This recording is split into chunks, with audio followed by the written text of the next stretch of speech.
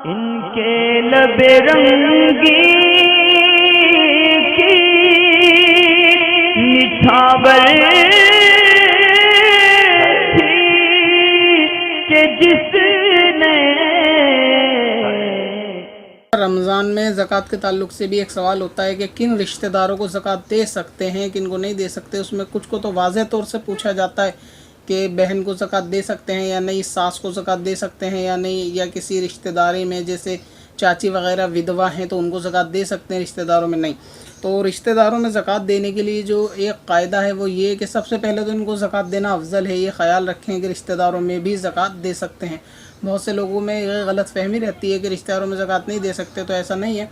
और इसके अंदर उसूल और फ़ुरू को छोड़कर और हस्बैंड वाइफ एक दूसरे को छोड़कर बाकी तमाम रिश्तेदारों को दे सकते हैं। उसूल में जैसे कि ख़ुद और इनके वालिदैन के वालिदैन यानी अपने जो शख्स ज़कात दे रहा है ये अपने माँ बाप को ज़कात नहीं दे सकता, इसी तरह उनके ऊपर उनके माँ बाप को और उनके माँ बाप को। अब क्योंकि बाप से ऊपर दादा परदादा ज़्यादा से ज़्यादा इतनी हयात होंगे, इससे ज़्यादा ऊपर होंगे नहीं, इसलिए ज़्यादा का तज़किरा करना बेकार है। मगर मसला ये है कि इनके ऊपर जितने भी हों उनको अपने वालिदैन को नहीं दे सकता, ये हुई इनकी असल। इसी तरह इनका फ़ुरू यानी जो शख्स ज़कात दे रहा है इसकी औलाद और इसकी औलाद की औलाद इसकी औलाद की औलाद नीचे तक, यानी ऊपर से ऊपर तक अपने वालिदैन और फिर अपनी औलादें नीचे से नीचे तक। इन दो ग्रोह तो ये हैं कि जिनको ज़कात नहीं दे सकते। तीसरे है कि हस्बैंड अपनी वाइफ को यानी शौहर बीवी एक दूसरे को ये भी ज़कात नहीं दे सकते।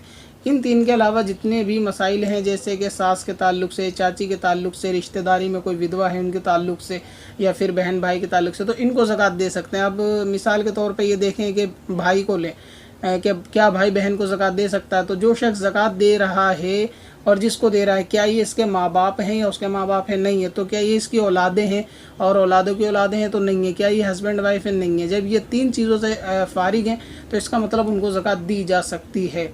अब ये रहा बहन के, ये बहन है यानी इनके वालिदैन की बेटी। तो अब क्योंकि भाई बहन आपस में इन तीनों रिश्तेदारों में नहीं आते तो इसलिए इनको ज़कात बहन को भी दी जा सकती है, सास को भी दी जा सकती है। और इसमें ज़कात लेने के मुस्तहिक होने चाहिए यानी शरई फ़कीर होने चाहिए इनमें।